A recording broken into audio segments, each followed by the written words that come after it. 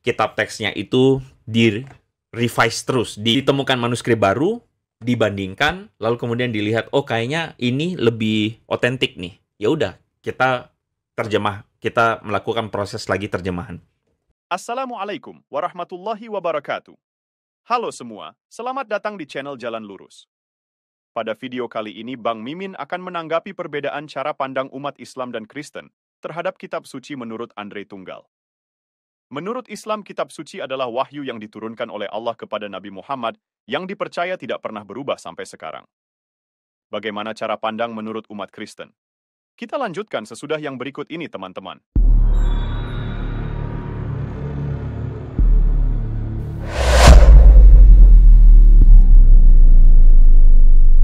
Bahwa Quran adalah kata-kata Allah yang langsung lewat Muhammad. Ini adalah keyakinan Muslim. Jadi Quran itu tidak boleh diubah.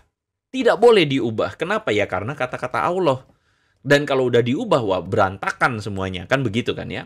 Jadi kalau diubah, itu tidak lagi suci. Itu adalah pemikiran seorang Muslim. Karena cara pandang Kristen tentang kitab sucinya itu beda dengan Islam. Sedangkan kita orang Kristen, ini adalah tulisan-tulisan yang diilhamkan. Bukan seperti kemudian Tuhan ngomong, bisik, lalu kemudian orang tulis. Bukan begitu ceritanya. Tetapi orang-orang yang menulis sesuatu berdasarkan apa yang dia lihat, berdasarkan kejadian yang dia amati, dia menuliskan itu dan kita percaya ini diilhamkan oleh Roh Kudus. Ada 40 penulis yang berbeda dengan gaya bahasa yang berbeda, dengan tahun yang berbeda, penyampaian yang berbeda, dan itu semua terkumpul di dalam Alkitab. Nah, cara pandangnya beda banget. Karena apa? Karena kesucian dari kitab suci itu bukan pada teksnya. Yang menganggap kesucian pada teksnya itu orang Muslim.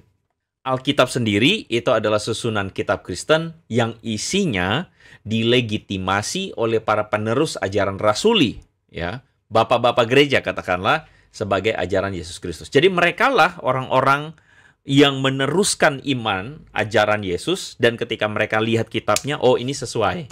Oh ya, ini kitab ini kepenulisannya jelas. Oh kitab ini benar, ini isi teologi benar. Kitab-kitab itu yang dikumpulin jadi Alkitab. Kayak gitu ceritanya ya. Jadi pesan teologis lah yang di-preserve. Bukan teksnya dalam arti kalau teksnya berubah, oh berarti sudah tidak suci. Itu pandangan Muslim. Pandangan Islam terhadap kitab suci yang dipaparkan Andre Tunggal sudah benar. Al-Quran adalah wahyu atau kitab suci yang diturunkan oleh Allah kepada Nabi Muhammad.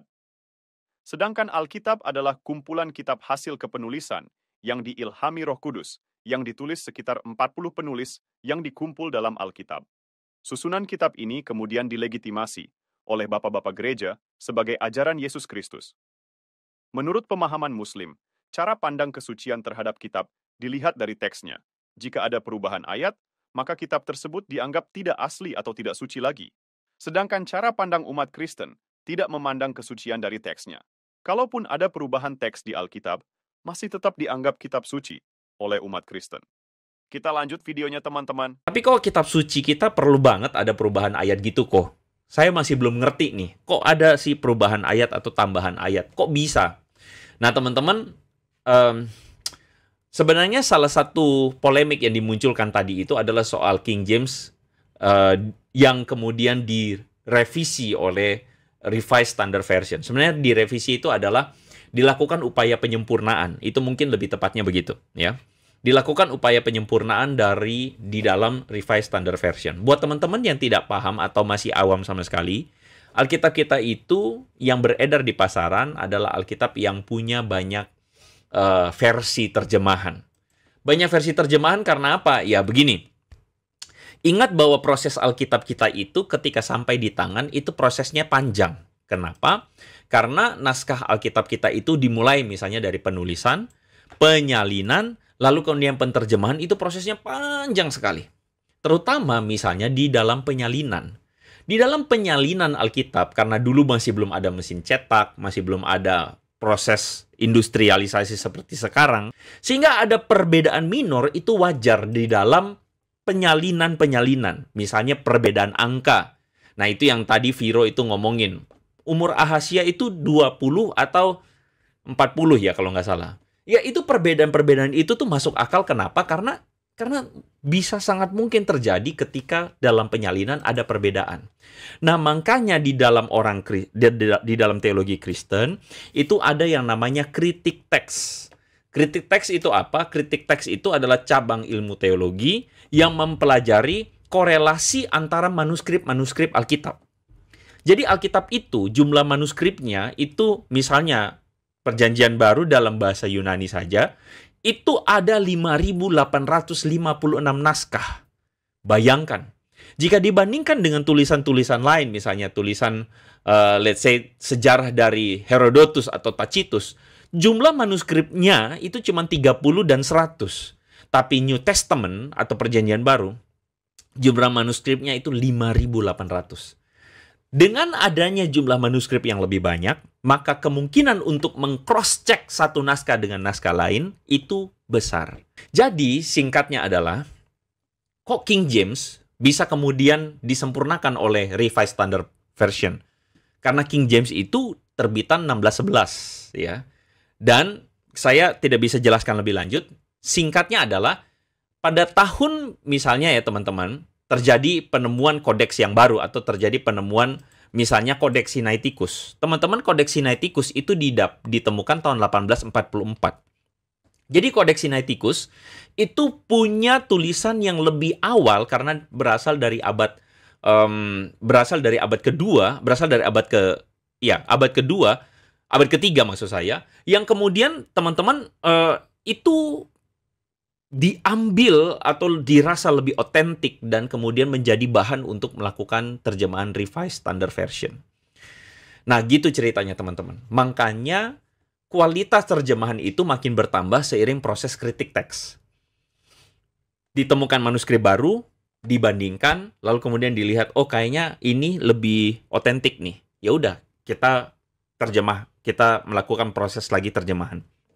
Orang Kristen itu terbuka, rasional, dan bisa untuk kemudian seiring dengan proses yang rasional melakukan kritik teks dan kemudian kitab teksnya itu di-revise terus, berusaha untuk semakin menuju kepada tulisan teks otentiknya.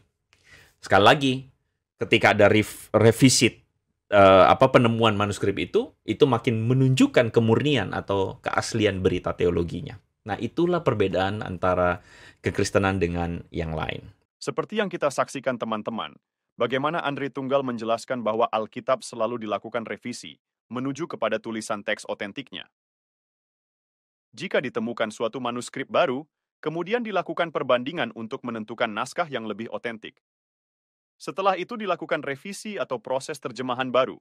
Jadi sampai di sini tentunya kita sudah bisa memahami dan mengerti mengapa di setiap cetakan atau terbitan baru Alkitab selalu ada perbedaan ayat antara terbitan lama dan terbitan baru. Kalau pemahaman Andre Tunggal dan teman-teman Kristen lainnya mengakui dan mengatakan bahwa meskipun Alkitab selalu direvisi, itu tetap dianggap sebagai kitab suci. Itu sah-sah saja dan silakan dipercaya menurut keyakinan Anda.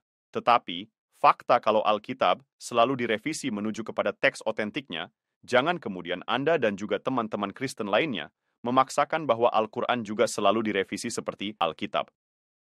Dalam arti, dalam revisi Al-Quran, ada penambahan dan pengurangan ayat.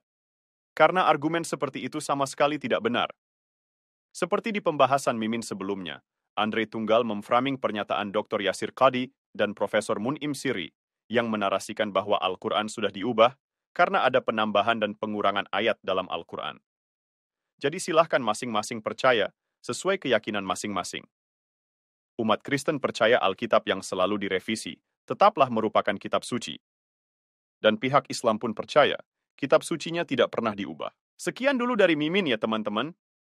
Jika pembahasan dan materi yang Mimin paparkan di channel ini, jika teman-teman menilai ada manfaatnya, silahkan share atau bagikan video ini kepada teman-teman Muslim yang lain. Terima kasih telah menonton video ini. Mudah-mudahan ada manfaatnya buat kita sebagai umat Islam. Sampai jumpa di video berikutnya. Wassalamualaikum warahmatullahi wabarakatuh.